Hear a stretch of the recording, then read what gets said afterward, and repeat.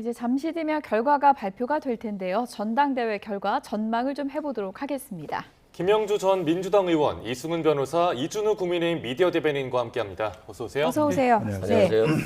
김영주 전 의원님, 이제 잠시 뒤면 발표가 될 텐데 마지막 승부처는 국민 여론조사인 거죠? 그렇습니다. 예. 그러니까 굉장히 실제적으로 보면 큰 포션이죠, 마지막에. 네. 왜냐하면 이미 서울까지 오면서 대의원이나 일반적으로는 당원들은 다 투표를 한 상태에 있고 거의 다 표가 다 나온 상태에서 또 전국 대의원 오늘 투표가 있었습니다만은 아주 미세하거든요. 1만 명 정도밖에 안 되기 때문에 네. 실제로 여론조사가 거의 뭐 큰 역할을 하지 않을까 그렇게 생각이 듭니다. 네, 대의원이 한 17,000표 정도를 가져갈 텐데 이승훈 변호사님은 대의원 투표 어떻게 전망하십니까? 17,000표인데 한 80% 정도 투표합니다. 그래서 14,000표 정도 될 것 같고요. 예. 대의원 투표는 아무래도 친명이 많고 또 현역 국회의원들이 김민석 후보를 많이 지지하고 있기 때문에 상당히 김민석 후보에게 유리할 것으로 보여집니다. 다만 이제 국민 여론조사 같은 경우는 호남에서는 압도적으로 김민석 후보가 앞섰습니다만 서울, 경기에서 굉장히 딱 붙었어요. 그런 측면에서 국민 여론조사도 결국에는 적극 투표층이 투표하는 거거든요. 예. 국민들이 다 투표하는 것 같지만 그 여론조사를 받아서 끝까지 투표를 해줘야 되기 때문에 정청래 후보의 좀 선전도 있을 것 같아서 김민석 후보가 오늘 과반을 한 번에 넘을 것인가 예. 아니면 정말 근소하게 못 넘어서 선호투표제까지 적용될 것인가 그게 오늘 좀 관전 포인트 같습니다. 네. 일단 지금 들어온 속보 내용을 보면은 개표가 조금 원래는 한 6시쯤 발표된다 그랬는데 조금 지연돼서 6시 반쯤 발표가 된다고 하니까 30분 정도 후에 결과가 발표가 될 것으로 예상되고 있는 상황입니다. 여론조사라는 거는 권리당원 표심하고는 또 좀 다를 것 같거든요. 어떻게 분석해 볼 수 있을까요? 그렇죠. 지금 여론조사를 보면요. 예. 지금 대통령 지지율과 이제 비교를 해봐야 되는데 대통령 지지율이 썩 좋지가 않거든요. 그렇다 그러면 권리당원, 민주당을 지지하는 권리당원들도 대통령의 지지율 안 좋은 이유가 결국은 부동산이라든가 주식 이런 문제들인데 예.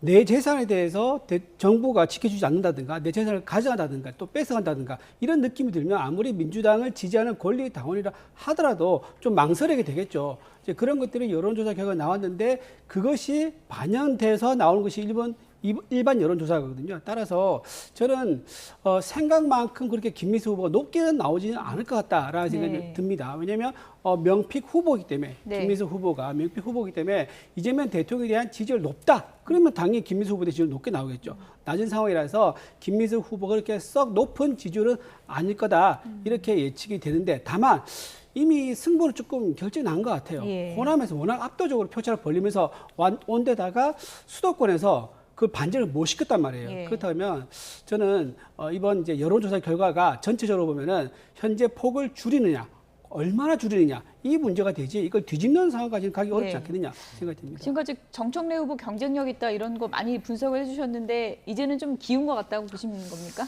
호남에서 좀 앞설 거라 생각했지만 예. 그렇게 크게 거의 9% 정도 앞서가더라고요. 그래서 그렇게까지 벌린다 그러면은 이건 좀 뒤집기 힘들겠다는 생각이 좀 들더라고요. 예. 권리당원 투표에서 8.4%포인트 차이로 김민석 후보가 정청래 후보에 앞서고 있습니다. 앞서서 일단 당대표 후보 승부는 조금 끝난 것 같다, 역전이 쉽지 않을 거라고 전망하셨는데 동의하세요? 대체로 그렇습니다. 왜냐하면 그 일반 여론조사에서 전체 국민들을 대상으로 하면 네. 정청래 후보가 이깁니다. 김민석 후보를. 근데 민주당 적극 당원층만 놓고 보면 예. 우리가 여론조사라서 조심스럽습니다만은 예. 6% 이상, 6, 7% 정도 김민석 후보가 이기고 있기 때문에 그런 것으로 보면 이미 전체 권리당원들이 투표를 한 결과치가 그렇다면 현재 8.4% 네. 포인트 차입니다. 그리고 여론조사도 예컨대 이제 적극층만 가지고 역선택을 방지했을 경우에 사실은 5% 정도, 6% 정도 김민석 후보가 앞서갈 가능성이 많고 그걸 계산해 보면 우리가 비율적으로 1, 2% 정도의 플러스 요인이 김민석 후보가 있을 수 있다. 그리고 전국 대의원들이 15,000명 정도라고 하지만 어쨌든 10,000명이라 하더라도 근소한 작은 포션이라 하더라도 거기서도 여전히 전국 대의원들은 대체로 김민석 후보의 이 약간의 어떤 지지가 더 나타날 것으로 보면 이 트렌드를 뒤집을 수는 없다. 그렇게 봐야 될 것 같습니다. 만약에 김민석 후보가 오늘 최종 당 대표가 된다면 지역별로 봤을 때 결국은 호남이 선택했다 이렇게 볼 수 있는 거겠죠? 그렇게 봐야죠. 예. 실은 강원이라든가 경남이라든가 충청이라든가 또는 서울, 경기 거의 다 비슷했어요. 근데 예. 압도적으로 호남에서 25%의 지지율 격차를 벌려줬거든요. 그렇다고 한다면 호남이 선택했다라고 네. 봐야 될 것 같고, 그러면 왜 호남이 선택했을까?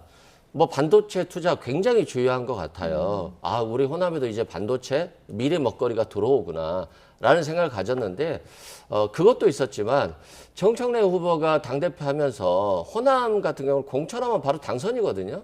근데 공천에 있어서 약간의 문제점을 보여줬어요. 특히 전북에서도 김관영 지사는 하루 만에 감찰로서 제명시키고, 예. 이원택 지사 같은 경우는 또 하루 만에 무혐의 처분을 했거든요. 그러면서 좀 민심이 이반된 것이 있고, 또 전남에 있어서도 상당히 강진이라든가 완도라든가 장흥 이쪽 지역에서, 이쪽 벨트에서 무소속과 조국혁 신당이 좀 많이 됐어요. 그만큼 공천이 곧 당선인 지역에서 조금은 호남 민심이 불만이 많았다. 그리고 무엇보다도 이재명 정권을 선권시켜야지 정권 재차출할 거 아니에요. 근데 정청래 후보는 왠지 불안한 거예요. 서울시장도 안 됐고 대구시장도 안 됐고, 정말 대구시장이 된다라고 하는 건 민주당이 혁신이거든요. 개혁이고.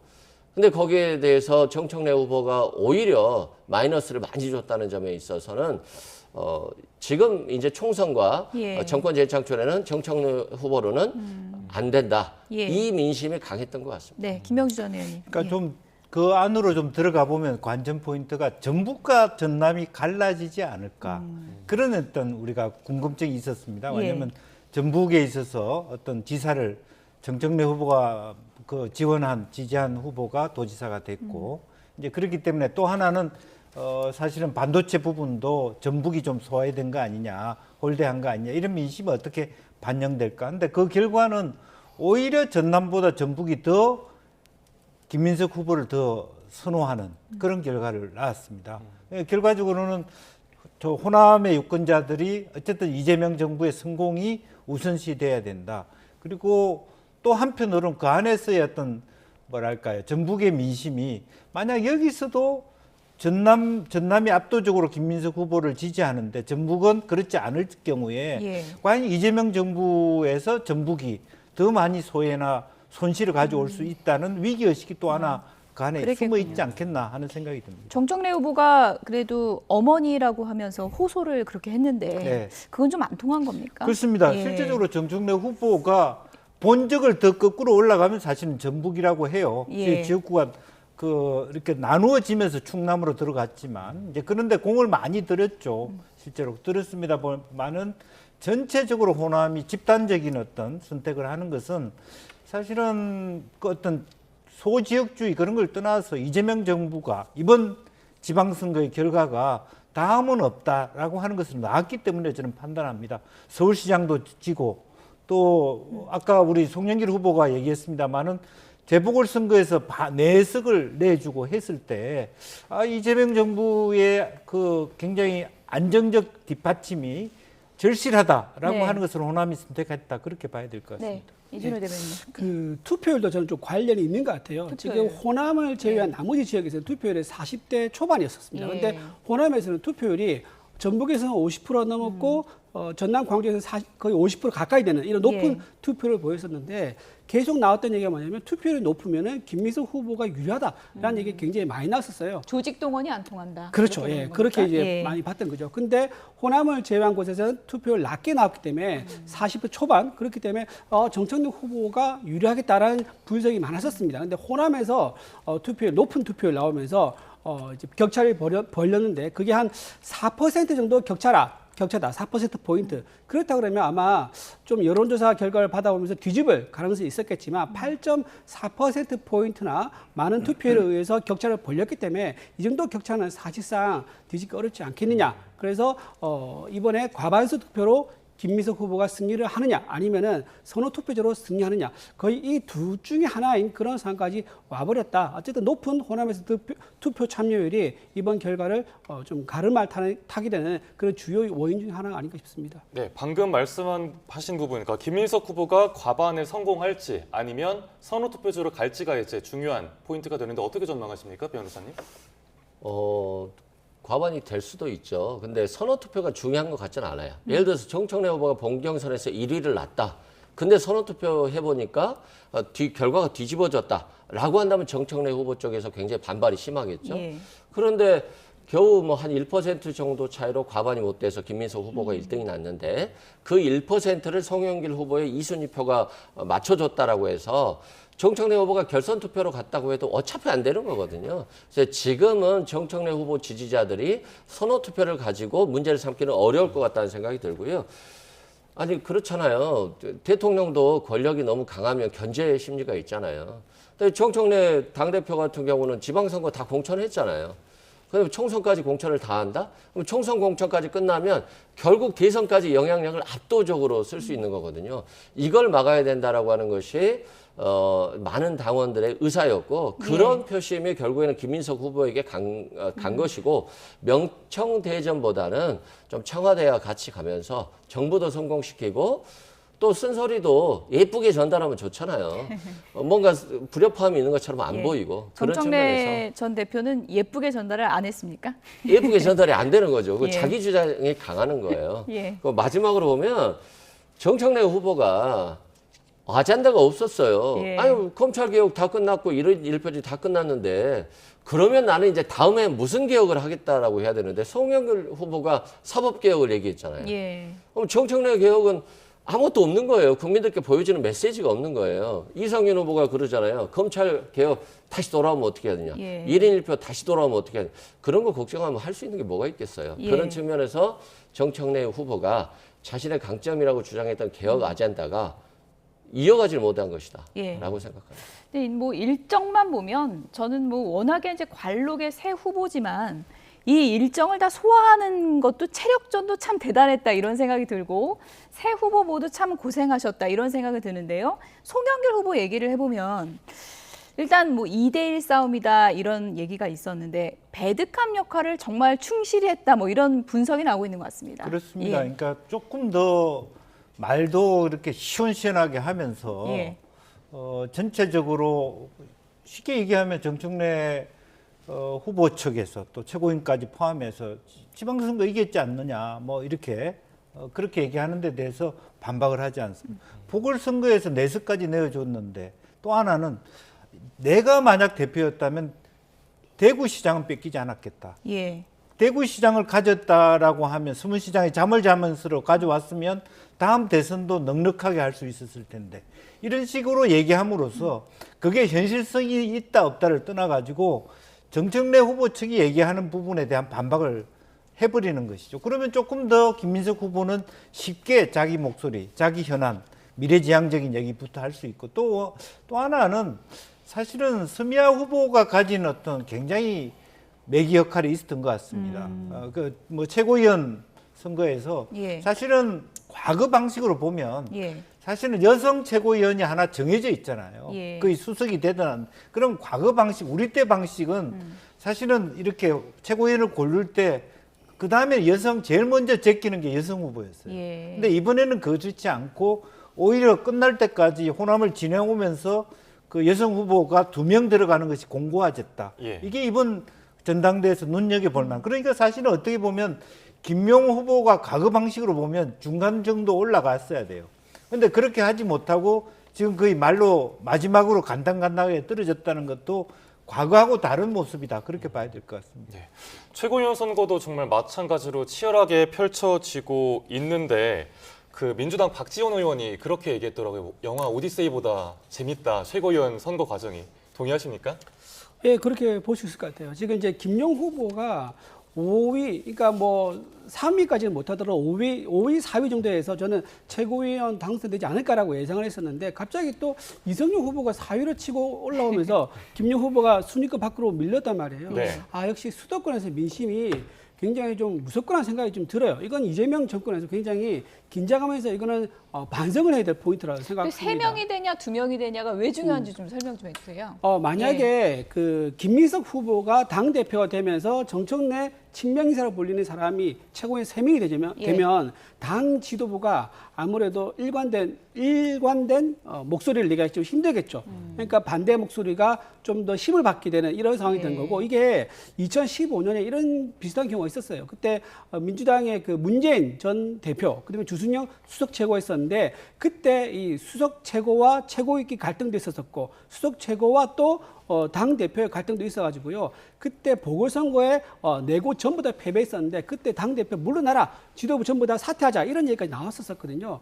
그 정도로 최고위가 구성이 어떻게 되느냐에 따라 가지고 당 대표의 힘이 실리고 지도부의 힘이 실리냐 말리냐를 결정하기 때문에, 지금 저기서 친정계 후보가 3명이 들어가느냐, 2명이 들어가냐, 이 포인트 하나, 그리고 수석 최고가 최민희가 되느냐 안 되느냐, 이것도 굉장히 중요한 포인트가 됩니다. 1등이 누가 되느냐. 그렇죠. 예. 근데 수석 최고위는 어떻게 보면은 사실 딱히 역할이 다른 최고위보다 더 많은 건 아니에요. 다 똑같습니다. 다만 당 대표의 오른쪽이든 왼쪽이든 그 옆에 늘 앉아 있기 때문에 상징이잖아요. 상징성의 의미가 있는 거죠. 근데 상징적 의미가 예. 정치에서 굉장히 큽니다. 그렇죠. 내가 권력자에 가장 가까운 거리에 있다라고 하면 그만큼 힘이 실리는 거기 때문에요. 예. 최민희 후보가 여기서 수석 최고위가 되면서 김민석 후보가 당 대표가 됐다. 그러면 이거는 당분간은 좀 뭐랄까 좀 불안한 그런 상황이 좀 될 거예요. 원래는 이제 허니문 기간이 좀 있긴 할 텐데 허니문 기간이 굉장히 짧거나 아니면 처음부터 바로 좀 갈등이 나오는 그런 상황도 예상되는 그런 구성이라고 볼 수 있습니다. 여기 친청 후보들이 또 캐릭터가 만만치 않은 분들이 있기 때문에 이게 허니문 기간이 길지 이것도 장담할 수 없는 그런 상황인데, 잠시 뒤에 이제 당대표와 최고위원이 이제 발표가 되면 1등, 최고위원 1등은 누가 할지, 그리고 5등은 누가 할지 이 부분도 눈여겨봐 주시면 좋을 것 같습니다. 임미애 후보와 김영호 후보가 사퇴를 하면서 김용에게 표를 몰아달라고 했는데요. 김영주 전 의원님, 네. 김용 후보가 돼야 한다. 이거는 뭐 단순한 친명이다 이렇게 볼 수 없을 만큼 상징적인 김용 후보잖아요. 네, 어떻게 봐야 될까요? 그래서 사실은 호남에서는 꽤 표를 또 김용 후보가 받기도 했죠. 그러나 본인도 굉장히 당혹했을 겁니다. 상당히 여유 있게 대통령이 최측근의 한 사람인데 한편으로 보면 이게 5위 안에 안 들어가서 떨어지면 대통령 하기에도 이게 사실은 그 예의가 아닌 거거든요. 어쨌든 대통령의 최측근으로 나왔는데 최고위원도 못했다, 5등도 못했다라고 하는 건 사실은 대통령을 더 곤혹스럽게 만들기 때문에 자기 개인의 문제가 아닙니다. 이제 그런 측면에서 이게 사활이 걸려 있는 문제다라고 보여지고, 그래서 이제 임미애 후보가 지금 6.6%, 그다음에 김용호 후보가 3.37% 받아서 거의 한 9%, 거의 근 10% 가까운 포지션을 가진 후보가 사퇴함으로써 그 표를 뭐 한 3분의 2라도 갖고 온다라면 실제로 한민수 후보를 제치고 물론 이 순서대로 되어 있는지는 모르겠습니다. 그러면 이성윤 후보하고 한민수 후보하고 김용 후보가 거의 다닥다닥 붙어 있는 상태라서 그런 의미에서 이것도 그 관전일 겁니다. 아마 세 사람이 순위가 완전히 바뀔 수 있는 그런 결과도 나올 수 있다. 그렇게 봐야 될 것 같습니다. 네, 이승훈 변호사님.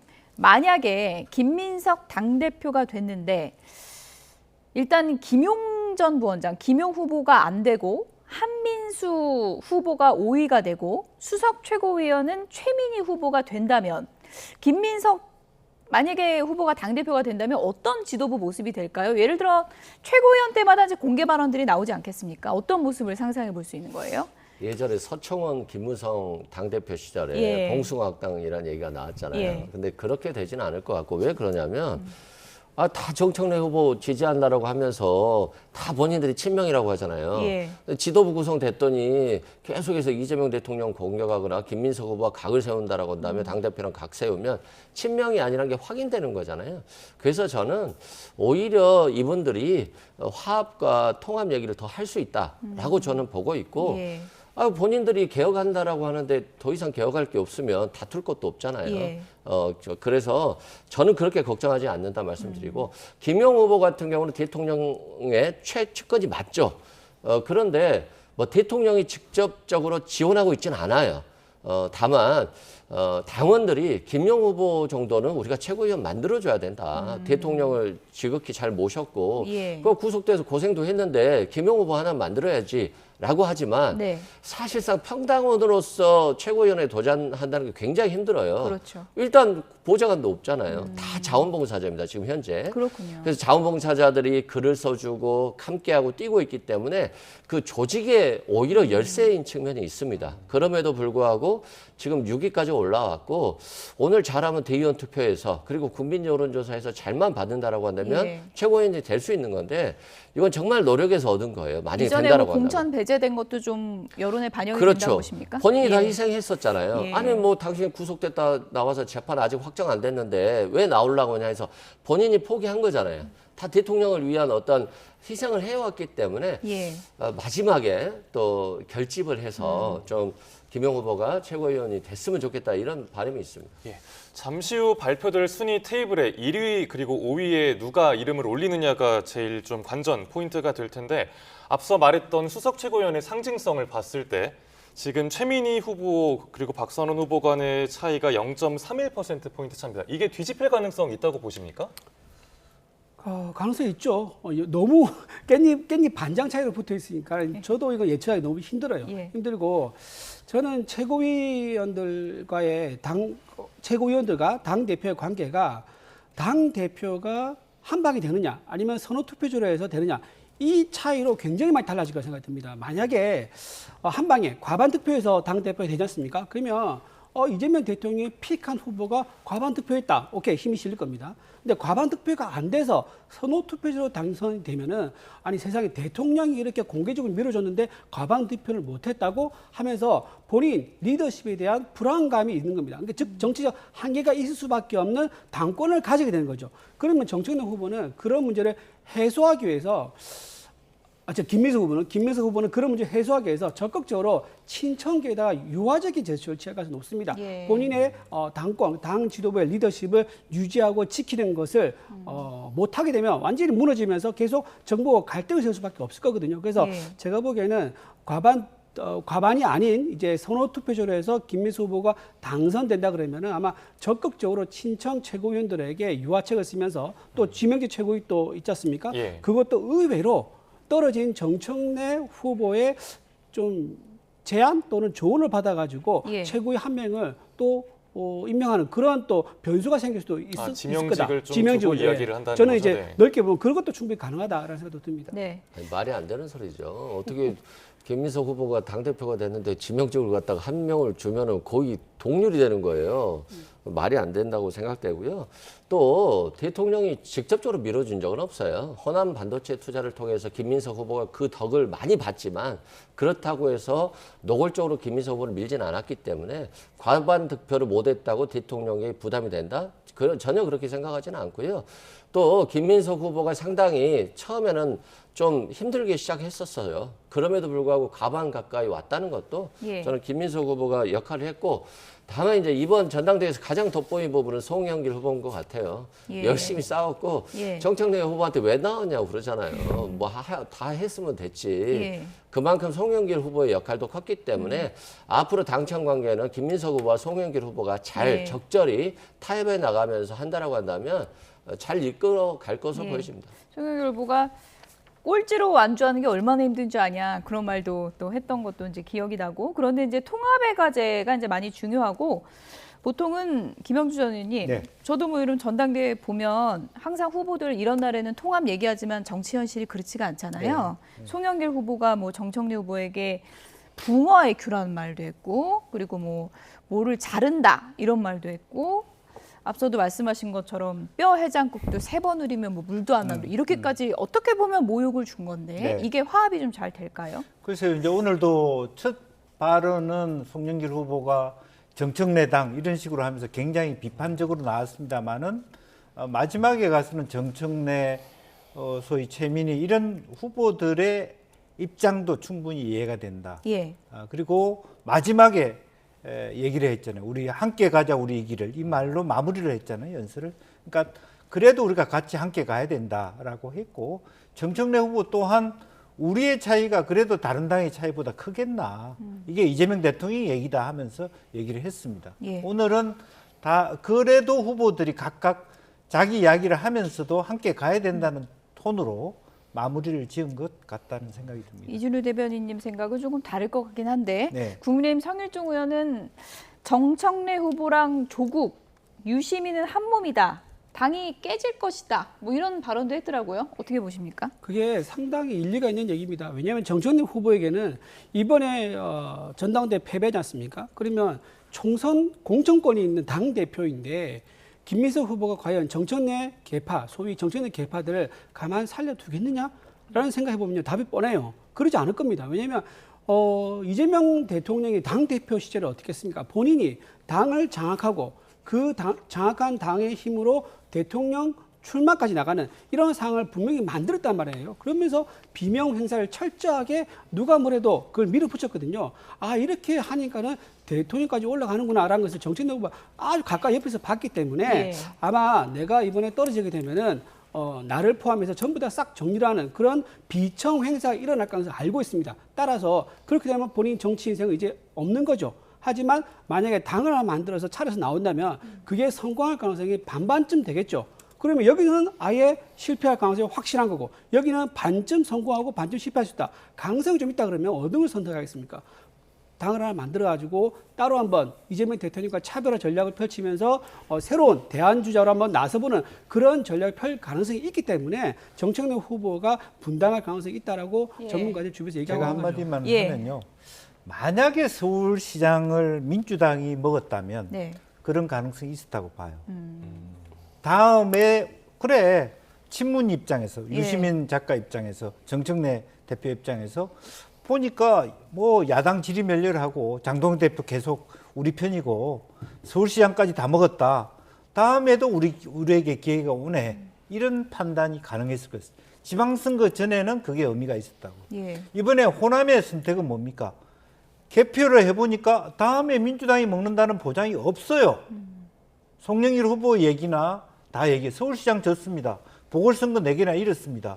어디에 안정성이 있습니까? 그러니까 호남이 다른 생각하지 마라. 현 정권에 집중해야만 다음에도 기회가 있다는 메시지 준 거죠. 역으로 생각해 보시죠. 장동영 대표를 반대하는 분들이 대구 경북을 제외하고 다른 신당을 차릴 수 있습니까? 지금 호남이 왜 중요하냐면 결국에는 호남의 명령을 거역하고 신당이 가능합니까? 그런 얘기를 하는 겁니다. 제가 보기에 정청래 후보는요 수도권 인사예요. 이번에 드러났지 않습니까? 서울과 이제 경기도에서 득표율이 조금 적긴 졌지만 사실상 굉장히 압도적으로 이겼습니다. 제일 많이 간 곳은 호남 아닙니까? 근데? 많이 가는 곳은 이제 본인 전당대회에서 왜냐하면 전체 전국을 다 더해야 되니까 예. 결정적인 이제 가름을 타는 곳은 호남이라고 생각해서 호남 많이 갔지만 예. 본인의 정치적 기반은 서울이고요. 수도권에서 가장 높은 지지율을 받고 있습니다. 이번에 이재명 대통령이 김민석 후보를 그렇게 밀어줬음에도 불구하고 사실상 정청래 후보가 그 정도 득표를 얻은 것은 정청래 후보가 김민석 후보를 이겼다고 봐도 될 정도의 제가 한마디만 더 득표를 얻기 때문에 드리겠습니다. 저는 예. 수도권에서 기반을 둔 정당을 만들 계산은 아마 정청래 후보가 충분히 할 수 있지 않을까 제가 한 생각합니다. 말씀만 드리면 그렇게 받은 건 맞는데 예. 그러면 지금 정청래 후보를 지지하시는 분들이 정청래 후보를 지지하는 건가 아니면 전통적 지지층들이 이재명 정부가 사실은 중도적 입장이나 실용적 입장에 대한 충성도 높은 분들이 브레이크를 걸고 있는 것인가. 이제 그런 것도 있거든. 그 표를 간 것은 정청래 후보이지만 정청래에 대한 로얄티는 없는 거예요. 예. 지금은 정청래를 찍었지만 정청래 후보가 신당을 만들 때 따라갈 가능성이 없어요. 그걸 착각하면 안 되는 거예요. 제가 마무리해도 되겠습니까? 예. 이승훈 변호사님 말씀하시죠. 아니 정청래 후보가 계속 얘기하잖아요. 자기는 컷오프 당했어도 억울한 컷오프를 당했어도 탈당 안 했다. 예. 김민석 후보 당신은 어디 외출했다 나왔지 않냐. 이걸로 계속해서 공격을 했는데 어떻게 본인이 탈당을 해요. 그리고 정청래 후보가 대통령감이라고 생각하는 분이 많지 않아요. 대통령감이 움직여야지 따라가는 거지. 대통령 후보가 없는데 누가 정청래당을 따라가겠습니까? 그런 측면에서 탈당하고 새롭게 창당한다 이건 불가능한 얘기 같고 이민우 대변인님의 좀 희망사항이다. 예. 그렇게 생각합니다. 정청래 이준우. 후보는 대통령감이 아니다. 이건 이승훈 변호사의 개인적인 예. 의견이죠. 그 정리를 해야 말씀은 됩니다. 사과해야 예. 될 것 같고 네. 다만 예. 그걸 좀 보정한다면 예. 사실은 다음 대선에 대한 후보에 대한 조사들이 나오고 있어요. 네. 그 부분은 사실은 오세훈 김민석 후보가 앞서고 있고 중간을 한동훈 후보가 따라가고 있고 사실은 그 밑에 조국 후보가 있고 그 밑에 정청래 후보가 있는 거예요. 그 얘기로 대신하면 될 것 같습니다. 예. 방금 이제 말씀하시면서 오세훈, 김민석 후보만 얘기하는데요. 장동혁 대표도 예. 대선 장동훈 후보로, 대표가 예, 있습니다. 그런데 굉장히 장동훈 많이 대표는 한동훈 쏠려 있죠. 대표보다 더 낮은 포션으로 있어요. 아니죠. 그 더 오래된 여론조사를 보면요, 장동혁 대표가 1등을 한 기간이 훨씬 더 길다는 말씀 을 예. 다시 말씀드립니다. 예, 뭐 네. 그게 뭐 기간마다 다르고 조사마다 다르기 때문에 저희가 오늘 수치가 없기 때문에 네. 그건 저희가 여론조사 수치가 준비됐을 때 더 긴 얘기 나눠보도록 하고 오늘은 죄송하지만 민주당 전당 저희가 민주당 얘기를 좀 해보도록 하겠습니다. 이승훈 변호사님, 이것도 지금 와서는 한번 짚어봐야 됩니다. 유시민 작가요. 발언의 폭발력이 어느 정도일 것인가. 파문이 컸었잖아요. 결과적으로는 어떻다고 보세요? 폭발력은 컸고 예. 결과도 컸습니다. 호남에서 안 나왔잖아요. 정청래 후보가. 일단 호남은 대통령을 공격하는 것에 대해서 굉장히 부담스러워요. 악영향이 됐다고 보십니까? 그렇죠. 예. 아니, 정권이 필패할 것이다. 또 뭐 비린내가 난다. 굉장히 공격적이고 저주에 가까운 편이거든요. 그러면 호남 입장에서 보면 대통령을 저렇게 공격하면 저게 효과가 있을까? 아니 뭐 대통령에게 그 쓴소리를 하는 것도 아니고 저건 좀 저주에 가까운 편이었단 말이에요. 그러면 당연히 호남에서 나쁜 결과가 나왔는데 정청래 후보가 계속해서 노코멘트 했거든요. 그 노코멘트는 그러겠죠. 서울이나 경기라든가 이쪽에서 자기의 적극 지지층을 얻어야 되니까 여기에 대해서 괜히 또 유시민 의원에 대해서 유시민 작가들이 반대 의견을 내면 예. 적극 지지층이 또 떨어져 나갈 거라는 두려움이 있었을 거예요. 근데 결과적으로 그러한 우유부단한 태도가 호남에서는 표를 많이 떨어뜨렸다라는 생각이 들고요. 결국 유시민 작가의 어떠한 행동들은 결과적으로는 정청래 후보에게 마이너스였다라고 생각됩니다. 네, 뭐 지난 몇 달을 되짚어보면 뭐 ABC론도 있었고 재건축 재개발론도 있었고 어물전 이야기까지 정말 많은 이야기들을 유시민 작가가 했습니다. 이른바 이런 여권 스피커들의 영향이 이번에 어떤 영향을 미쳤다고 보십니까, 의원님? 결과적으로는 그게 부산 경남에는 좀 통했던 것 같아요. 그러니까 친문 진영 그리고 노무현 대통령의 김해 주변에 부산 경남 지역은 사실은 정청래 후보가 어드밴티지로 왔죠.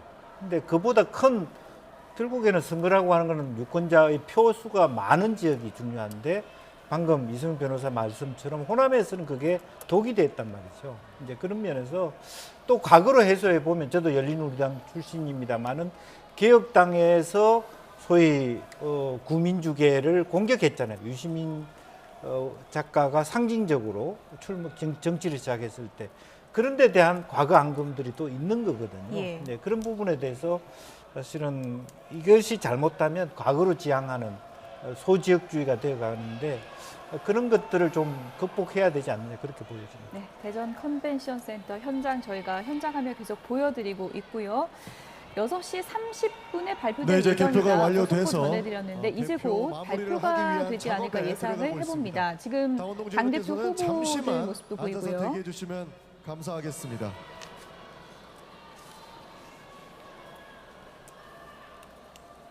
네, 김민석 후보, 정청래 후보, 송영길 후보 긴 여정을 함께해온 당대표 후보 3명입니다.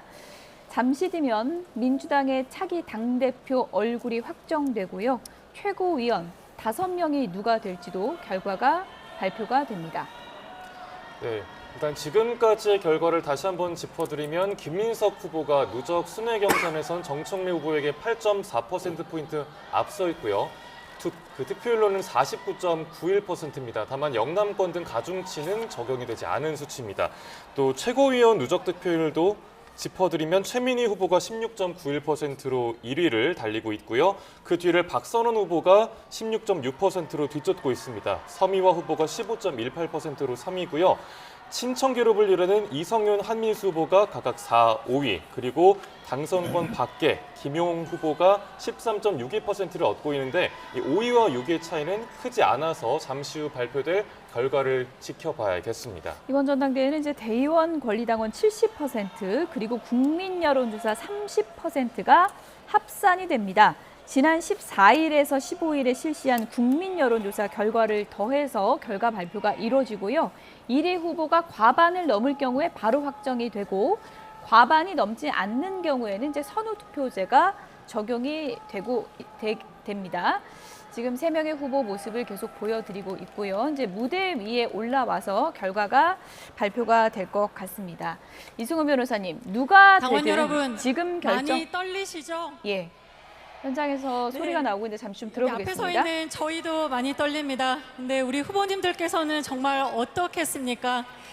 지금 개표가 거의 마무리가 되어서 이제 마지막 작업을 하고 있다고 합니다. 조금만 기다리시면 우리가 그토록 듣고자 하는 소식 곧 들을 수 있을 것 같습니다. 네. 개표 결과가 도착하는 즉시 소병원 위원장님께서 개표 종료 선언을 해주실 거고요. 이후에 즉시 저희가 당선자 발표를 드릴 수 있도록 하겠습니다. 장례 정리를 조금만 해주시고 잠시만 기다려주시기를 전용기 부탁드리겠습니다. 의원이 오늘 사회를 맡았군요. 이제 개표가 마무리 작업이라고 합니다. 만약에 지금 발표되면 이것은 뭐 순전히 우리의 추측이긴 하지만 선호 투표제가 적용이 된 걸까요? 안 된 걸까요? 시간상으로 봤을 때. 안 된 것 같습니다. 예. 네, 발표를 한다라고 예. 한다면 만약에 과반 득표 없다고 발표할 수도 있죠. 아, 그런 그러면 발표도 다시 있을 수 선호 투표 있겠군요. 또 예. 해야 될 수도 있죠. 예. 그런 상황이라서 아직은 좀 결과를 지켜봐야 될 것 같고요. 예. 후보자들 입장에서 보면 김민석 후보 입장에서 보면 한 번에 끝내고 싶겠죠. 예. 그래서 더 정당성도 확보하고 당 대표를 하면서 강력한 드라이브를 걸 거다라고 생각을 하고요. 또 선호 투표로 가면 정청래 후보도 조금은 그래도 과반은 저지했다라고 하는 그런 생각을 가질 것 같습니다. 그리고 송영길 후보 같은 경우도 사실상 3등은 했습니다만 호남에서 굉장히 인기를 많이 얻었어요.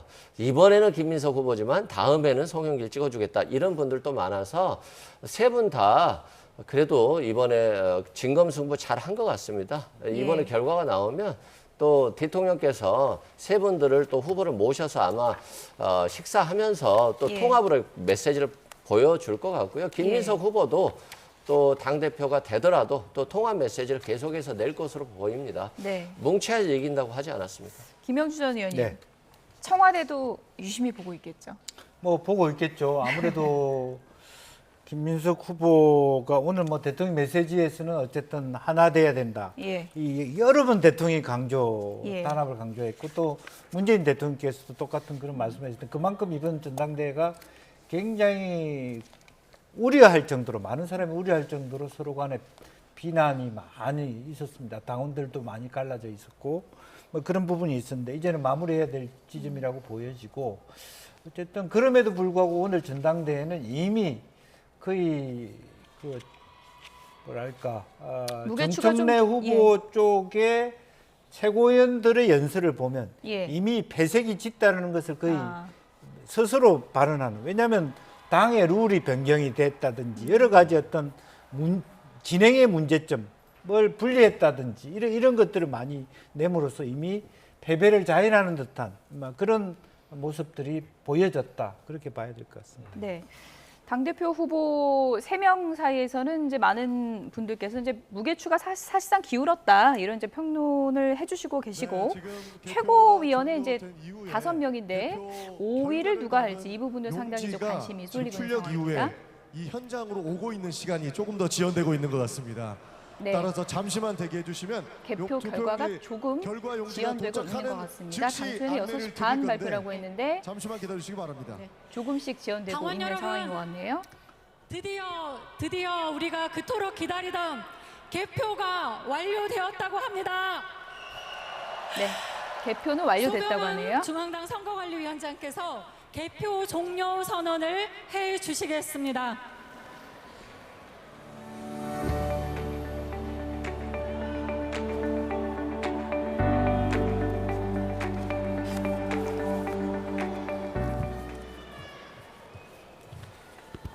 제3차 정기 전국 당원대회 안건 투표의 개표 종료를 선언합니다.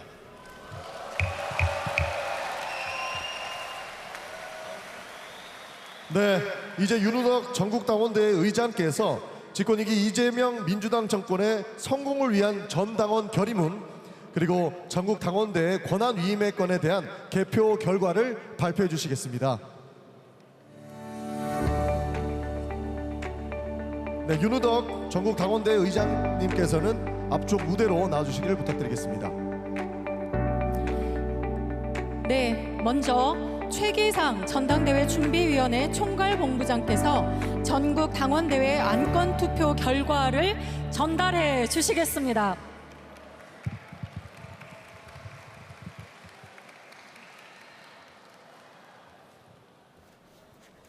오늘 전국 당원대회에 3개의 안건을 상정했습니다. 하나는 전당원 결의안을 채택하는 것이고 두 번째 건은 위임의 건이고 세 번째 건은 당대표 최고위원에 대한 투표 결과를 발표하는 것입니다. 제가 앞에 2개의 투표 결과를 발표하고 그리고 마지막에 너무너무 중요한 건은 소병훈 선거관리위원장님이 발표할 것입니다. 차분하게 투표를 마련해 주신 전국 대의원 여러분께 진심으로 감사드립니다.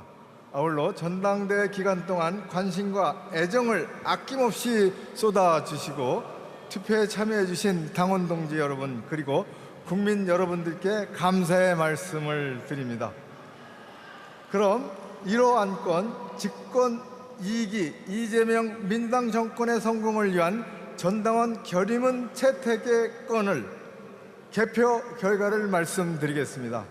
전국 대의원 및 재외 국민 대의원 투표 총 선거인 수 17,667명, 투표자 수 14,306명. 그래서 투표율은 80.98%. 찬성 13,309명, 찬성률은 93.03%입니다. 이 투표 결과에 근거해서 집권 2기 이재명 민주당 정권의 성공을 위한 전당원 결의문 채택의 건은 가결되었습니다. 2호 안건입니다. 전국 대의원대회 권한 위임의 건입니다. 투표자 수와 투표율은 동일합니다. 찬성 1,802명, 찬성률 75.51%입니다. 이 결과에 근거해서 전국 당원대회 권한 위임의 건은 가결되었습니다.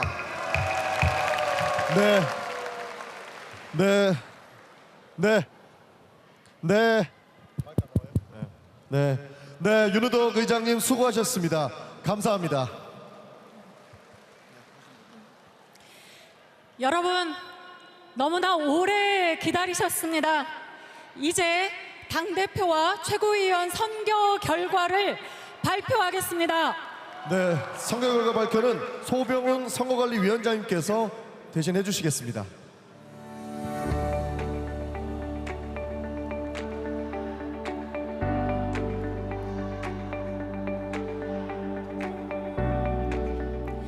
자, 이모선 선관위 부위원장께서는 선거 결과를 전달해 주시기 바랍니다.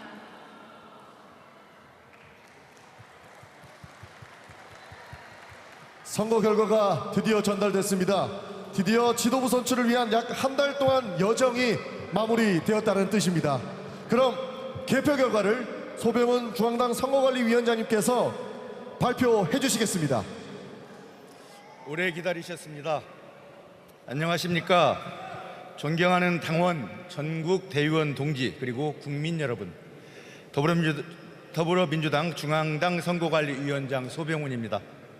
지난 7월 21일 예비 경선을 시작으로 한 달여간 이어진 더불어민주당 제3차 정기 전국 당원대회 당대표 최고위원 선출을 위한 경선이 이제 결과 발표만을 앞두고 있습니다. 치열한 경쟁 속에서도 끝까지 최선을 다해 주신 당대표 최고위원 후보자 여러분께 감사드립니다. 아울러 우리 더불어당의 새로운 지도부를 선출하는 모든 과정에 뜨거운 관심과 성원을 보내주신 당원 동지 여러분과 국민 여러분께도 진심으로 감사의 말씀을 드립니다. 그럼 지금부터 더불어민주당 제3차 정기 전국 당원대회 당대표 최고위원 선거 결과를 발표하겠습니다. 당대표 선거는 1차 투표에서 과반수 득표자가 나오지 않았습니다. 이에 당규 제4호 당직 선출 규정 제66조에 따라 선호 투표 결과를 반영하였다는 말씀을 드립니다.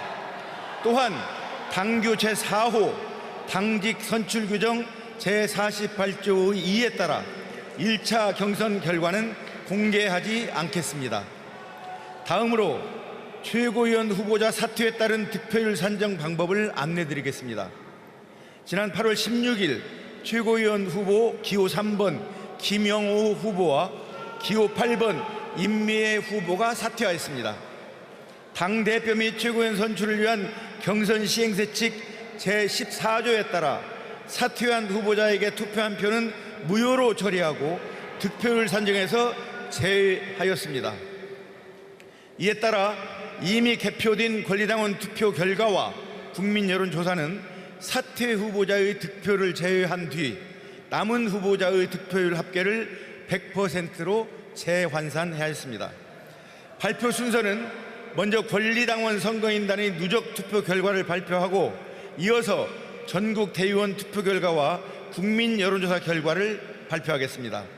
그 후 당원 제25조에 따른 반영 비율을 적용하여 산출한 최종 득표 결과를 발표하고 당선인을 공표하겠습니다. 결과 발표에 다소 시간이 소요될 수 있는 점 양해 부탁드립니다. 먼저 권리당원 선거인단 누계 투표 결과입니다.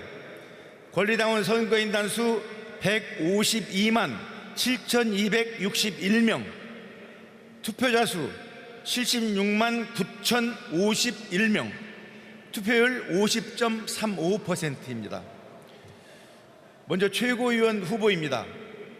기호 1번 최민희 후보, 득표수 26만 98표, 득표율 18.78%.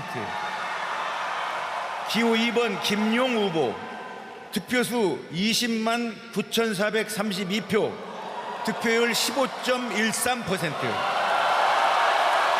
기호 4번 서미화 후보, 득표수 23만 3,562표, 득표율 16.87%.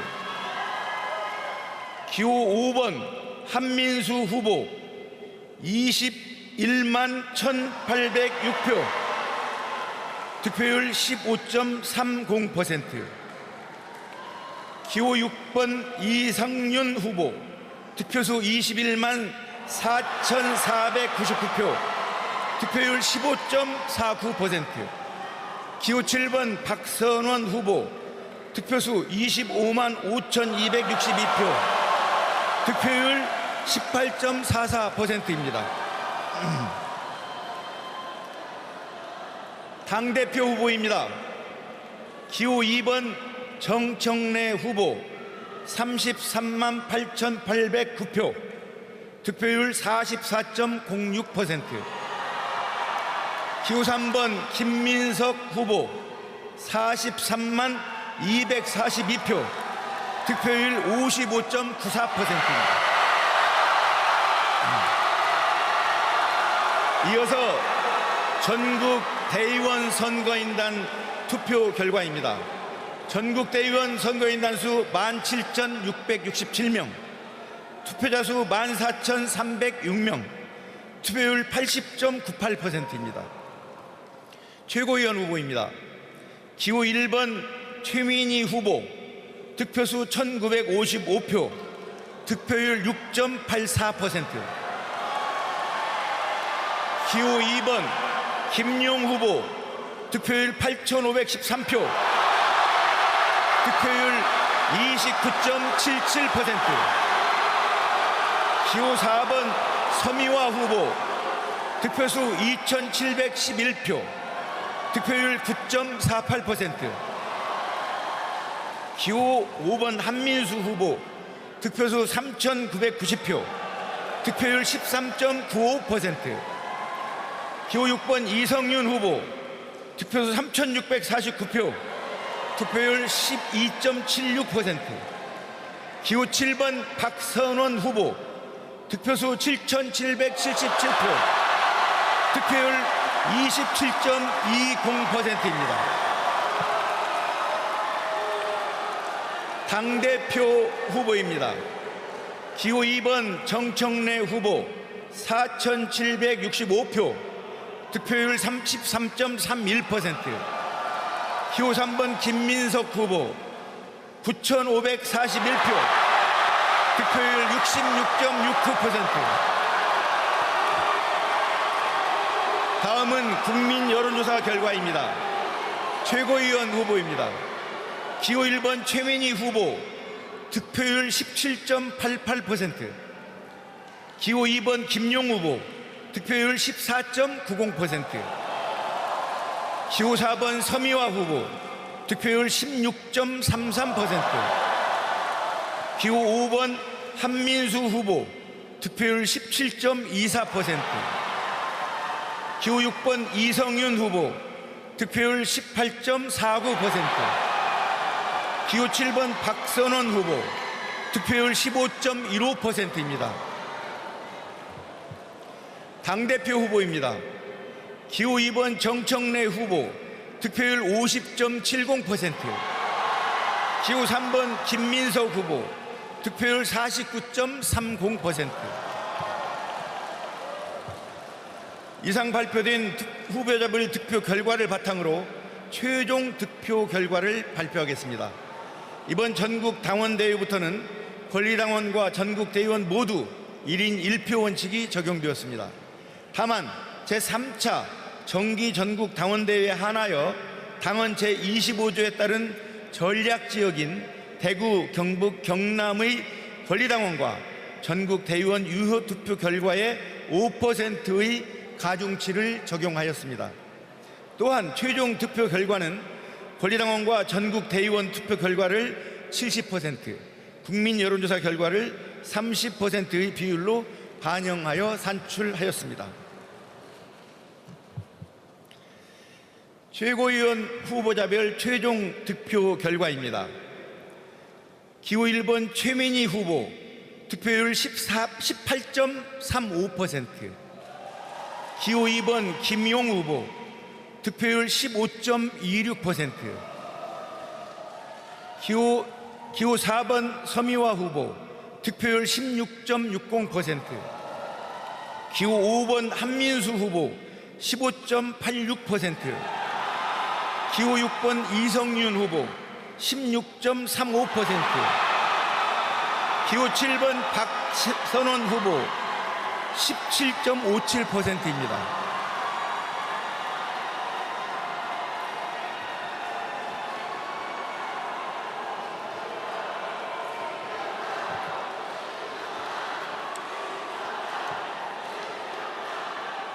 당대표 후보자별 선호투표에 따른 최종 득표 결과입니다. 기호 2번 정청래 후보 득표율 45.92%, 기호 3번 김민석 후보 득표율 54.08%. 이상으로 개표 결과를 마치고 당선인을 발표하겠습니다. 먼저 최고위원 당선인입니다. 호명 순서는 득표율 순서입니다.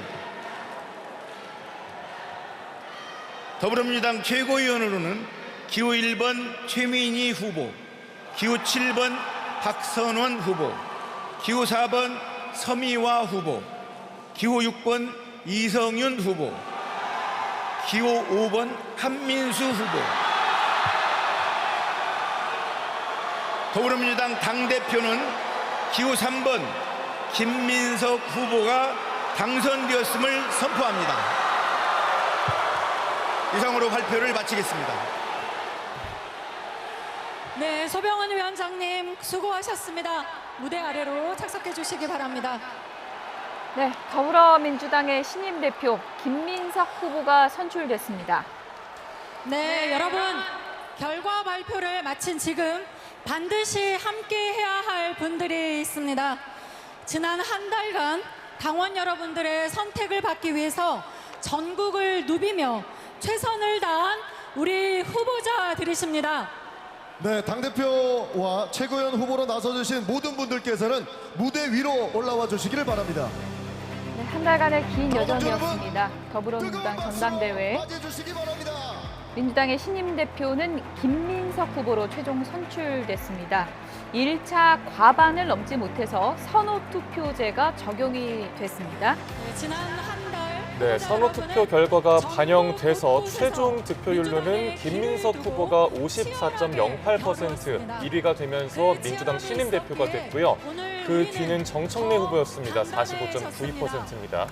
그리고 최고위원 결과도 정리해드리면요. 득표율 순으로 최민희, 박선원, 서미화, 이성윤, 한민수 이렇게 5명입니다. 네, 5명의 최고위원 후보 중에 친청계와 친명계 몇 대 몇으로 들어가는가 이것도 굉장히 중요한 관전 포인트였는데 친청 후보가 3명이 들어갔습니다. 최민희, 이성윤, 한민수 후보가 최고위원회에 선출되면서 친청과 친명은 3대 2가 됐습니다. 수석 최고위원은 최민희 후보가 됐습니다. 네. 당대표 후보, 최고위원 후보 모두 지금 당원들에게 이제 인사하고 있는 모습이 나오고요. 오늘 전당대회의 당대표의 주인공은 김민석 후보가 됐습니다. 송영길 후보, 정청래 후보와 호응을 하는 모습도 나오고 있습니다. 네, 지난 한 달여간의 여정이 오늘로써 모두 마무리가 됐고요. 당선자들에게는 꽃다발이 전달되고 있는 모습 보고 계십니다. 김영주 전 의원님, 일단 예상대로 네. 김민석 후보가 이제 신임 당대표가 됐습니다. 그런데 이제 결과를 듣는 마음이 가볍지만은 않을 것 같거든요. 그렇습니다. 예. 이제 한 번에 50% 거의 49%까지 됐는데 마무리의 어떤 여론조사 비중에 있어서의 의외의 어떤 정청래 후보의 선전이 있었던 것 같습니다. 이제 그래서 그것이 한 번으로 끝나지 않고 결국에는 선호투표 쪽 송영길 후보의 두 번째 표를 받아서 마지막에는 54.08 대 45.92%가 됐습니다만은 아주 최고위원 구성까지 보면 상당히 어려운 리더십을 발휘해야 되는 예. 그런 상황에 이른 거 아닌가 그렇게 보여집니다. 네. 친청계 최고위원 3명 그리고 친명계 최고위원 2명의 구도에 김민석 당대표 이런 지금 그림이 펼쳐졌습니다. 어떻게 보셨어요? 일단 김민석 후보가 국민 여론조사에서 아쉽게도 졌잖아요. 예. 이 부분은 김민석 후보에게 좀 뼈아플 것 같고요. 제가 이제 선호투표로 갈 가능성이 높다라고 봤던 건 네. 서울 경기 투표에서 정청래 후보가 굉장히 선전을 했어요. 예. 그 부분이 과반수를 넘기기가 쉽지 않겠구나라고 했는데 그게 나왔던 것 같고요.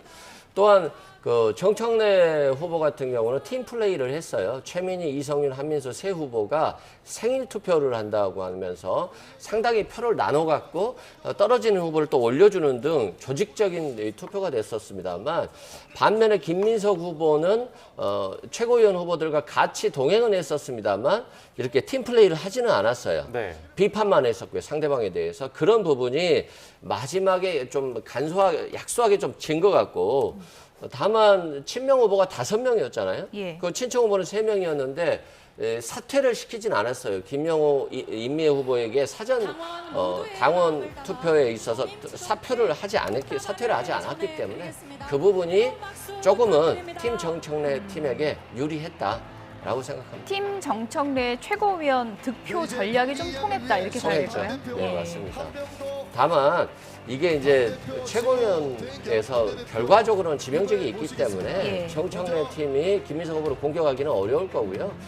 단합과 통합의 메시지로 가면서 오히려 정청래 후보 측의 어떤 이런 포지션을 좀 넓히는 그 방향으로 저는 가지 않을까 예. 생각합니다. 이준우 대변인님, 당장 그 최고위원회의 그 모습이 좀 상상이 되거든요. 네, 상상해도 됩니다. 당 대표는 이제 친명, 당 대표가 출범하고 최고위는 친청 세력이 더 우세한 이런 상황이 됐기 때문에 상당한 긴장감이 흐를 수밖에 없는 당 지도부가 출범을 했다라고 생각이 들고요. 왜 이런 결과가 나왔는지는 민주당과 이재명 정권 모두 다 좀 생각을 해봐야 될 것 같아요. 그러니까 아주 묘하게 전략적 투표하신 것 같아요. 민주당 당원들과 국민들이. 이재명 대통령 임기 1년 넘어가고 2년 차 되지 않습니까? 잘 되길 바래. 하지만 지금 잘 못하고 있어.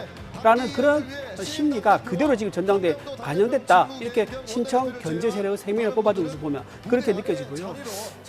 이제 당대표 입장에서 보면 김민석 당대표는 마음대로 할 수 있는 당대표는 아닌 것 같아요.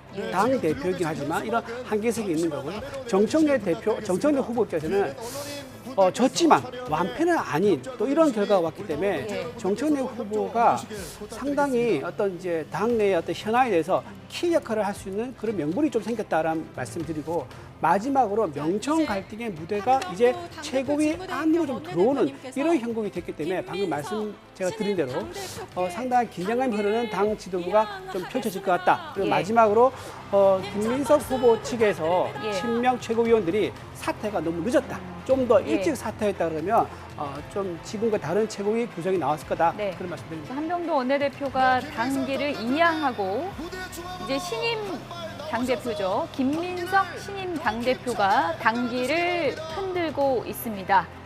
이제 민주당의 김민석호의 시대가 열리게 됐습니다. 김민석 신임 당대표가 이제 잠시 뒤에 입장을 밝힐 예정입니다. 수락연설 어떤 내용을 밝힐지 지켜보겠습니다. 네, 수락연설을 위해서 지금 준비가 좀 이뤄지는 과정인 것 같고요. 김민석 이제 신임 당대표라고 이제 불러야겠죠. 신임 당대표 입장에서는 최고위원, 지도부의 이제 친청 후보가 3명이 최고위원이 됐기 때문에 당의 통합이 최대 과제로 떠올랐습니다. 수락연설 들어보겠습니다.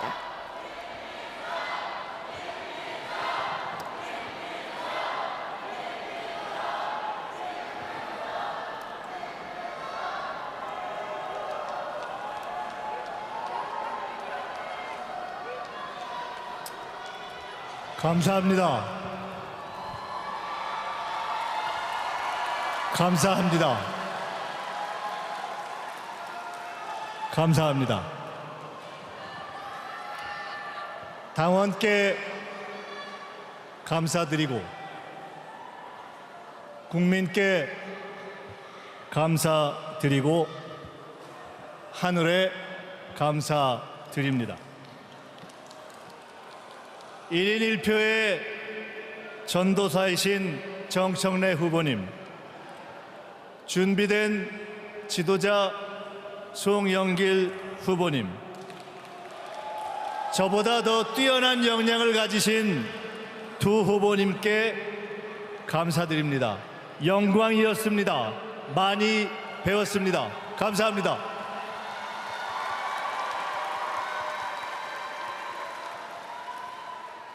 함께 뛰어서 앞으로도 최고위원으로서 같이 일하게 될 최고위원 우리 동지들, 그리고 아쉽게도 낙선하신 동지들, 그리고 마지막에 경선에서 함께하지 못했던 우리 최고위원 후보님들께도 감사의 말씀을 전합니다. 5.18 진상규명을 요구하는 20살의 서울대 학생회장으로 공인의 길에 선지 40년 만에 대한민국 유일의 역사정당이자 세계 최고 K민주주의 선도정당 민주당의 대표가 되었습니다. 제 몸처럼 사랑하는 민주당이어서 명예롭고 1인 1표 당원 주권의 첫 선택이라 역사적이고 평생 스승 김대중의 뒤를 이어 감격이고 평생 동지 이재명의 길을 이어 뿌듯하고 K 황금시대 사명이 있어 막중합니다.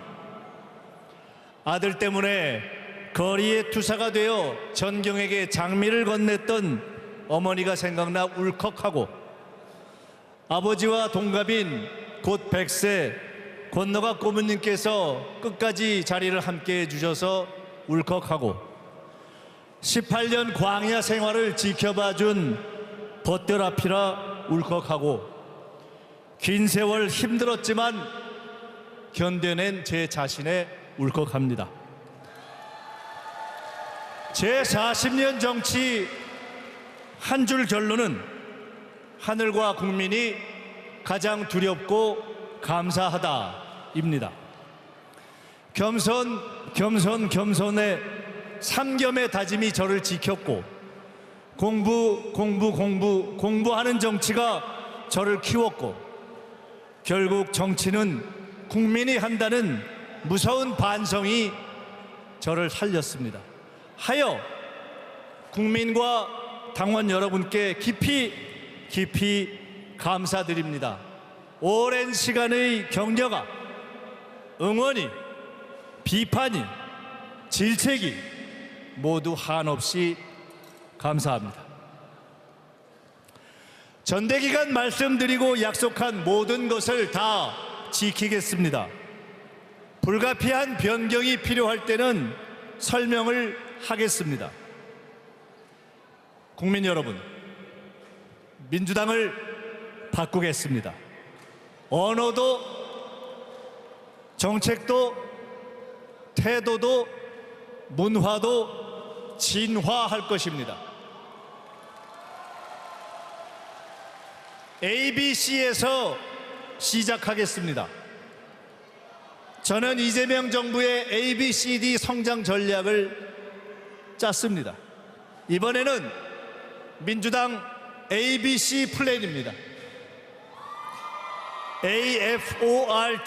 AFORDABILITY, Affordability.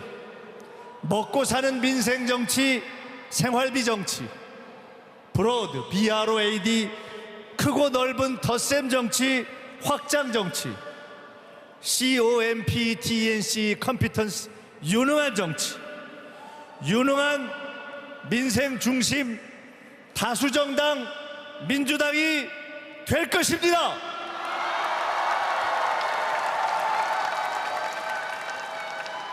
오늘부터 매일 민주당의 새 뉴스가 나갑니다. 오늘부터 매일 민주당은 새벽부터 뜁니다. 오늘부터 매일 민주당은 역사정당, 민주정당을 넘어 국민의 삶, 책임정당이 될 것입니다. 당청관계, 당정관계는 국정의 중심인 대통령과 정부를 지원하는 전면 협력의 창조적 수평관계가 될 것입니다. 당은 이재명 대통령과 국민주권 정부의 성공을 위해 뛸 것입니다. 그 성공이 국민의 성공이기 때문입니다. 그 성공을 위해 토론하고, 직언하고, 방패가 되고, 민심 창구가 될 것입니다. 정청래, 송영길 함께 뛸 것입니다. 제가 그 장을 넓게 열고 함께 모실 것입니다. 우리는 어려운 당 내외의 상황을 맞이하고 있습니다. 앞으로 더 큰 내우 외환의 풍파가 몰아닥칠 것입니다. 몇십 년간 쌓아온 인내와 작은 지혜로 이 외우 내환을 동지들과 함께, 신임 지도부와 함께 반드시 돌파해 내겠습니다.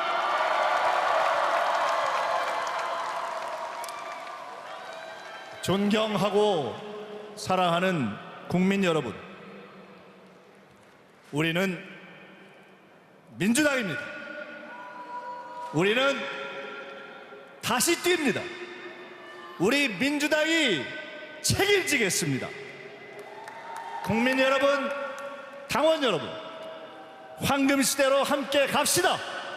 낙오 없이, 소외 없이, 차별 없이 함께 갑시다. 이제 전당대회를 마치고 새로운 민주당의 당대표 자격으로 그동안 애쓰셨던 당원 여러분께 그간의 긴 당내 경선 장정의 고단을 씻고 국민 여러분께 민주당 집권당이 더 잘하겠다는 그런 결의를 담아 이제 인사 올립니다. 민주당이 당원과 국민 여러분께 깊이 감사드립니다.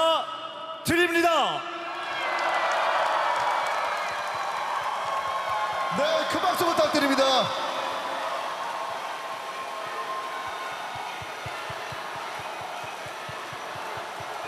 네, 이어서 신인 김민석 당대표님들이 이끌어갈 민주당의 책임과 약속을 새기는 아크릴 사인 퍼포먼스를 진행하겠습니다. 네, 김민석 민주당 신임 당대표 수락연설을 들어봤습니다. 수락연설 이후 큰절까지 했습니다. 외후 내환 신임 지도부와 함께 돌파해내겠다 이런 각오를 밝혔고요. 유능한 정치를 하겠다. 그리고 정청래, 송영길과 함께 뛰겠다 이런 각오를 밝혔죠. 네, 수락연설 김영주 의원님 어떻게 들으셨어요? 김민석 당대표님 실제로 보면 이재명 정부를 뒷받침하고 또 유능한 상대적으로 보면 기존의 지도 체제에 대한 비판도 여기에 담아 있겠다고 봅니다. 그래서 그러나 그럼에도 불구하고 지금 전국이 비 피해가 많고 어려운 사람들이 많은데 조금 메시지가 좀 어려운 사람들, 피해를 받고 있는 사람들 메시지가 좀 더 있었으면 더 좋았지 않았겠나 그런 아쉬움이 좀 더해집니다. 네, 이준우 대변인님, 창조적 수평관계, 당청관계에 대해서 이런 용어를 썼거든요.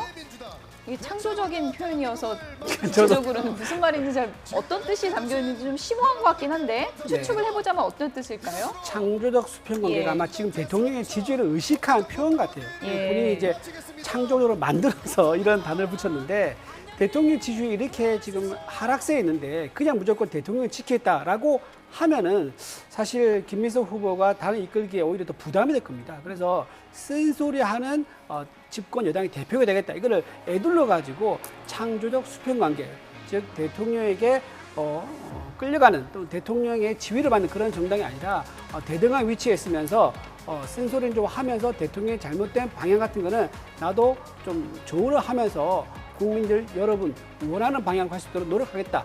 그런 얘기를 하는 게 아닐까 싶습니다.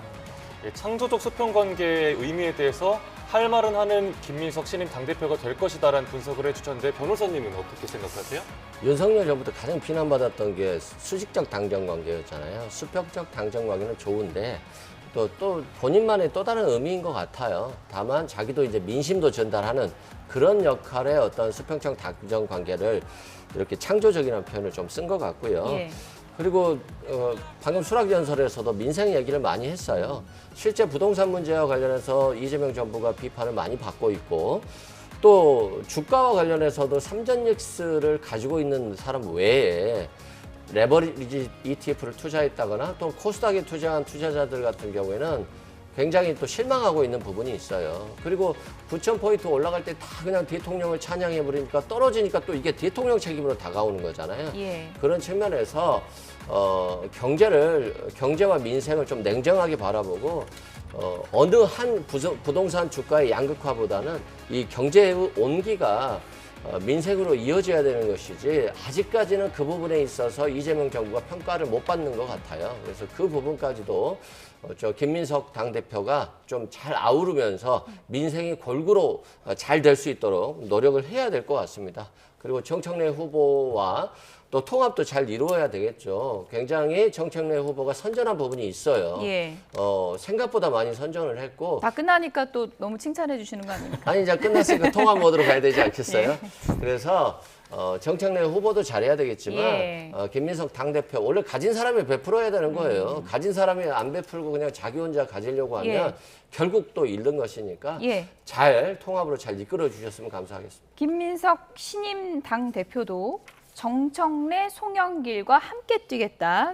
수락연설에서 이 점을 상당히 좀 강조했고요. 김용주 전 의원님, 김민석 신임 당 대표 입장에서는 이제 과제가 무겁고 만감이 교차할 거고 정청래 후보 입장에서는 오늘 결과를 어떻게 받아들였을까요? 정청래 후보는 일찌감치 오늘 표정이나 모든 면에서 이미 이기기 어렵다는 걸 알고 있지만 그럼에도 불구하고 결국에는 바로 한꺼번에 50%를 내주지 않고 선호투표까지 갔다는 것에 정치적 의미가 있다. 결국에는 다음에 뭔가 새로운 세력 규합을 할 수 있는 당내에서의 어떤 영향력을 행사할 수 있는 정도는 받았다는 것이죠. 이제 그것이 큰 자산이 될 것입니다. 그래서 이번 정도는 원래는 나오지 않아도 되는데 나와서 어느 정도 유의미한 득표를 했기 때문에 실제로 이재명 정부와 뭐 그래서는 안 되겠습니다만 김민석 후보가 특히 여론의 문매를 받았을 때 다른 어떤 그 지렛대 역할을 할 수 있는 기회를 이번에 얻었다. 결국에는 이번에 상처만 받은 것이 아니고 아까 최민희 후보나 다른 그 후보들이 다 끝까지 정청래와 같이 가겠다는 길을 다졌지 않습니까? 이게 대표적인 친청이 그리고 수석 최고위원이 된 거잖아요. 그렇게 됐습니다. 그래서 충분히 최민희 후보를 통해서 정치적 발언을 할 수 있는 기회를 가지고 있고 확실하게 시종일관 여론조사에서 35% 정도 가까운 자기의 콘크리트 지지층이 있다는 것이 확인된 전당대회이기 때문에 손실만 있다. 그렇게 볼 수는 없을 것 같습니다. 네, 송영길 후보 입장에서도 굉장히 좀 많은 일이 있었던 전당대회고 또 작지 않은 역할을 했는데 송 후보 입장에선 이번에 어떻게 결과를 받아들였을 거라고 보세요? 송영길 후보가 이번에 은근히 신스틸러 역할을 했다라는 신스틸러. 그런 평가가 좀 많이 있었습니다. 어차피 이제 김민석 후보를 지원하기 위해서 나온 후보라는 것을 다 알고 있는데 어쨌든 꼴찌로서 완주하기 쉽지 않다는 것을 본인 스스로 얘기했지 않습니까? 그러면서 할 말은 다 했었어요. 그 정청래 후보를 사실상 들었다 놨다 했죠. 뭐 붕어 IQ라고 안 좋은 얘기도 했지만 나중에는 많은 사람들 앞에서 박수를 시켜요. 박수 시키면서 덕담이 나와야 되는데 또 반전을 시킵니다. 박수 시키면서 고마해라 좀. 변화구를 던지더라고요. 또 그렇게 변화구를 던지더라고요. 그런 식으로 해가지고 정청래 후보를 들었다 놨다 하면서 본인 역할을 잘했다. 따라서 저는 송영길 후보가 이번에 단순히 전당대회에서 그냥 참여한 사람이 아니라 전당대회 당 지도부 탄생에 상당히 귀한 인물로 평가를 받기 때문에 과연 이번에 조만간 개각을 한다 그러면 송영길 의원이 어떤 자리에 가게 될 것인가 이것도 상당히 좀 궁금해지는 포인트가 된다고 좀 말씀드리고요. 일각의 소문이 맞을 가능성이 많다. 그렇죠. 여러 가지 얘기하는데 뭐 내년에 집 보궐선거가 서울에 생긴다면 서울시장 출마할 거라는 얘기도 있고 통일부 장관 얘기도 있고 외교부 장관인가 통일부 장관 얘기도 있고요. 또 이제 국무총리로 바로 갈 거라는 얘기도 있습니다. 그런데 이번에 기여도가 굉장히 컸다라고 평가되면 총리로 갈 수도 있겠죠. 그럴 가능성도 염두에 두고 또 하나 중요하게 좀 볼 포인트가 과연 김민석 당대표는 최고위를 누구를 지명할 것인가. 제가 조심스럽게 예측하면 임미애 후보한테 좀 주목할 필요가 있을 것 같아요. 왜냐하면 이분이 TK입니다. 보통 최고위 지명할 때 이번에 두 자리거든요. 청년하고 한 명은 이제 또 한 명 더 임명하는데 김영직 최고위원이 2명이죠. 그렇죠. 2명이죠. 근데 보통 이제 할 때는 지역을 안배해서 하는데 임미애 후보가 TK고요. 여성입니다. 그리고 친명이지 않습니까? 이 세 가지 교집합을 골고루 갖추고 있는 후보고 이번에 지지도 상당히 올렸고 기여됐기 때문에 임미애 후보를 어쩌면 최고위 2명 중에 1명으로 지명할 가능성이 있지 않겠는가 생각해 봅니다. 그러니까 오늘 최고위원이 5명이 선출됐습니다. 선출직 최고위원이 5명이고 김민석 대표가 이제 2명을 지명하면 2명의 최고위원이 더 있는 거고 여기에 이제 당대표, 원내대표에서 이제 9명이 되는 건데 지명직 최고위원을 누굴 하느냐 이것도 정치적인 의미가 큰 거잖아요. 그렇습니다. 사실은 이제 그동안에는 이제 뭐 지역적으로 안배 또 한편으로 보면 청년이나 여성이나 또 장애인이나 이런 것을 고려할 수밖에 없는데 지금 이제 최고위원회 여성이 2명 들어와 있기 때문에 아마 그런 부담은 좀 덜 할 것 같습니다. 여성을 꼭 지명직 최고에 넣는다라고 하는 부분은 아닌 것 같고요. 이제 그런 의미에서 아까 말씀드린 그 후보도 되고 혹은 대구의 박형용 후보라든지 이제 그런 부분들도 얼마든지 될 수 있고 또 현재 청년위원장을 하고 있는 모경종 국회의원 같은 분도 뭐 여러 가지 청년을 상징하는 이제 그런 부분이고 또 우리가 모르는 어쨌든 본인이 생각하는 귀한 후보감이 있으면 또 조만간 드러내지 않을까 그렇게 보여집니다. 네, 김민석 대표 입장에서도 오늘 당대표 선출을 대비해서 지명직 최고위원 2명을 미리 좀 마음에 품었을 것 같은데 방금 나온 이름들 외에 또 떠오르는 이름 있으신가요? 이름은 떠오르지는 않는데 일단 청년 한 분을 추천하기로 했어요. 예. 김민석 후보께서. 그리고 2030에서 민주당이 지금 지지율이 많이 떨어지고 있어요. 그래서 상징적인 청년 인사를 좀 할 것 같고요. 이제까지 최고위원들이 민주당에서 호남 인사가 별로 없었어요. 근데 이번에는 또 호남 인사가 많네요. 친청과 친명으로 구분이 됐습니다만 호남 인사가 많아서 영남 인사 중에 김민석 당대표가 믿을 만한 사람이 추천될 가능성이 상당히 있겠다라는 생각이 들고요. 아무튼 이번에 다들 세 분 다 잘 싸웠고요. 또 이번에 선호 투표까지 간 부분은 송영길 후보가 예. 상당한 역할이 있었겠다. 예.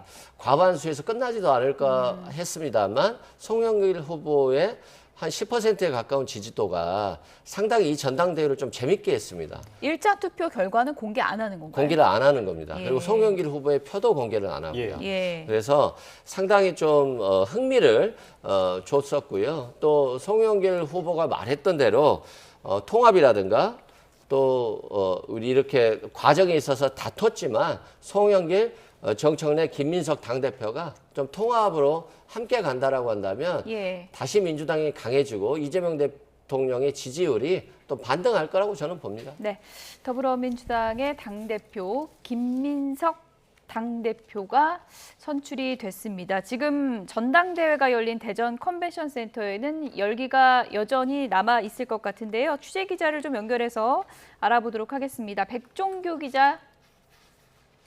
네, 더불어민주당 전당대회가 열린 대전 컨벤션 센터에 나와 있습니다. 네, 조금 전에 마무리가 됐지만 열기가 여전할 것 같은데요. 현장 분위기 전해주시죠. 네, 조금 전 전당대회가 끝나고 난 뒤에 당대표를 발표한 뒤에 지금은 모두 당원들이 빠져나간 상태입니다. 조금 전에 개표가 종료되고 소병훈 더불어민주당 중앙당 선거관리위원장이 민주당을 이끌 새로운 지도부를 발표했는데요. 이 자리에서 새로운 집권 여당 당대표로 김민석 후보가 선출됐다고 발표했습니다. 김민석 의원은 이재명 정부의 두 번째 여당 대표로 선출된 것입니다.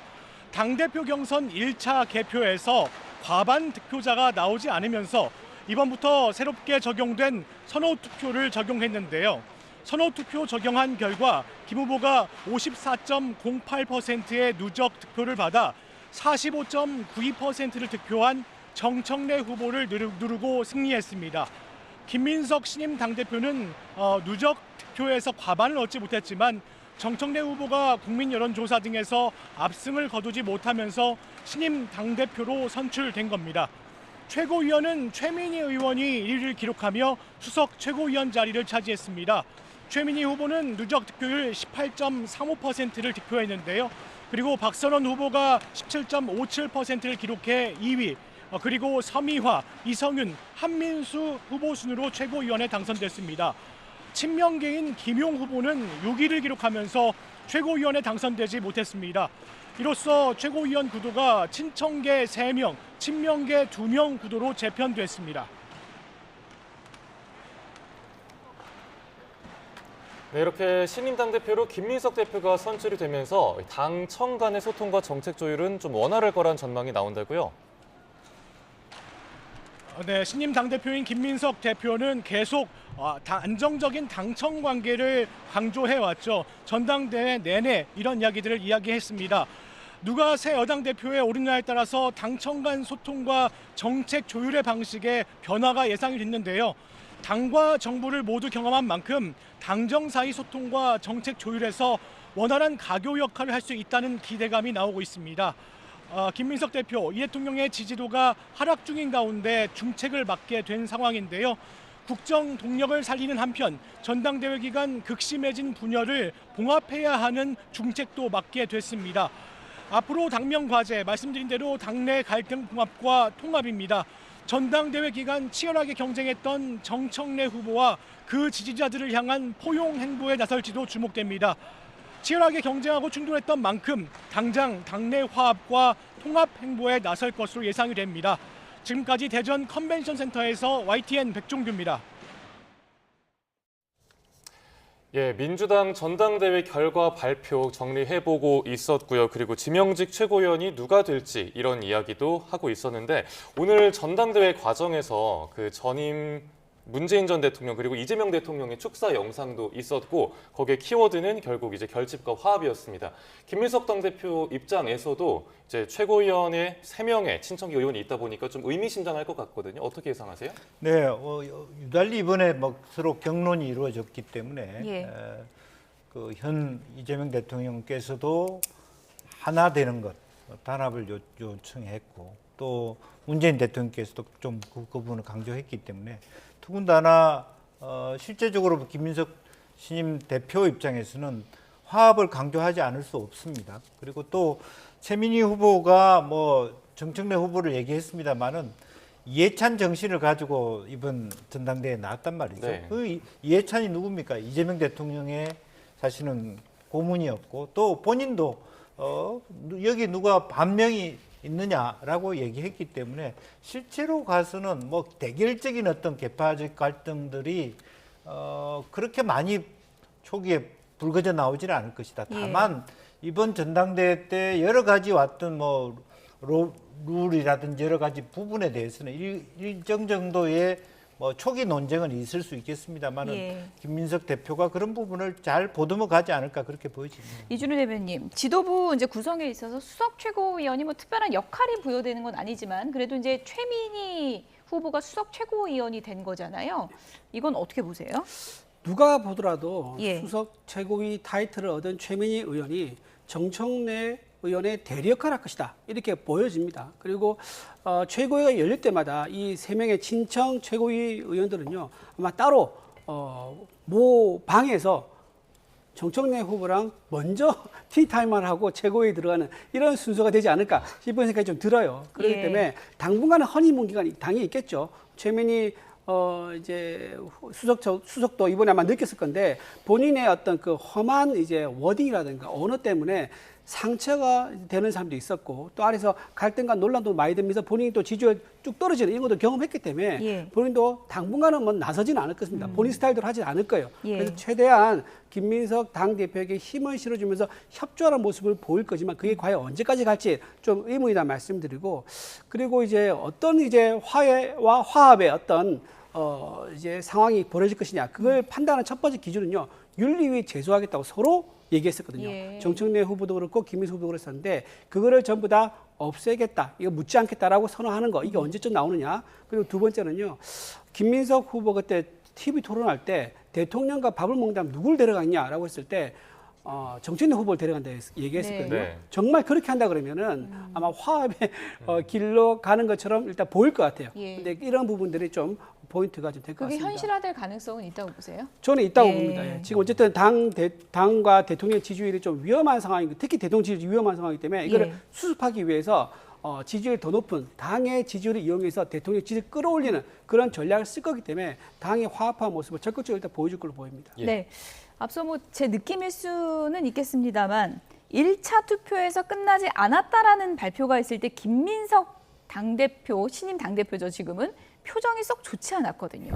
어떻게 보면은 지금 결과적으로 보면 2대1 전략이 주요한 거다 이렇게 볼 수 있는 건가요? 그렇죠. 실제 김민석 당대표가 경선 과정에 있어서 처음에 신천지 얘기를 했다가 마이너스 점수를 받았거든요. 그 이후로 굉장히 무난한 발언들을 좀 했어요.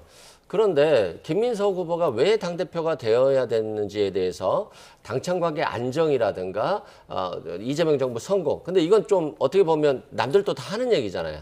근데 그 과정에 있어서 송영길 후보가 아니 검찰개혁 다 끝나고 1인 1표제도 다 완료됐는데 정청래 후보가 계속해서 당대표를 해야 되는 이유가 뭐냐에 대해서 정청래 후보가 답을 못했어요.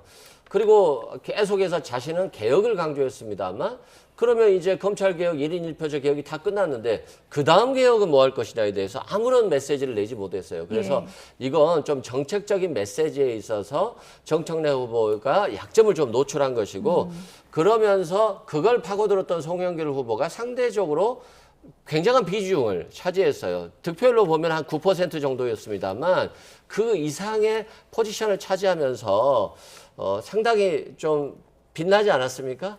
그랬고 이것들이 송영길 후보가 고생은 했습니다만 득표는 김민석 후보가 가져간 거거든요. 예. 그래도 이번에는 김민석 후보를 줘야지만이 정청래 후보를 막을 수 있다라고 하는 것이었기 때문에 송영길 후보의 역할이 굉장히 빛났다.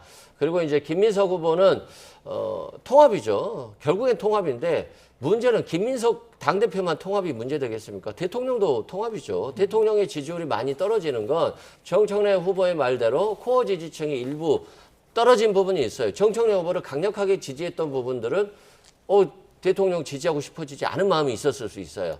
그래서 대통령도 통합이 급하기 때문에 저는 뭐 김민석 후보가 누구 데리고 가냐, 정청래 후보만 데리고 가면 송영길 후보가 좀 그렇잖아요. 그래서 대통령께서 세 분을 다 초청해서 통합의 메시지를 신속하게 낼 거다라고 생각됩니다. 사실 이제 김민석 당대표는 돌이켜보면 이재명 당대표 시절에 이제 수석 최고위원도 했었고 이재명 대통령 당선 후에는 이제 국무총리를 했었고 이번에는 이제 당대표를 맡게 됐습니다.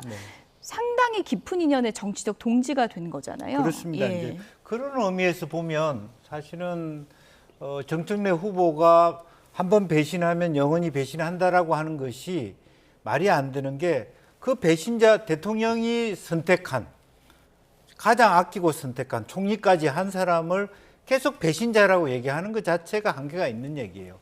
대통령은 그걸 몰라서 했겠습니까? 그런 과거의 부분이 그거는 과거일 뿐이고 유능한 사람을 쓰겠다라고 하는 실사구시적 성격이 있는 거거든요.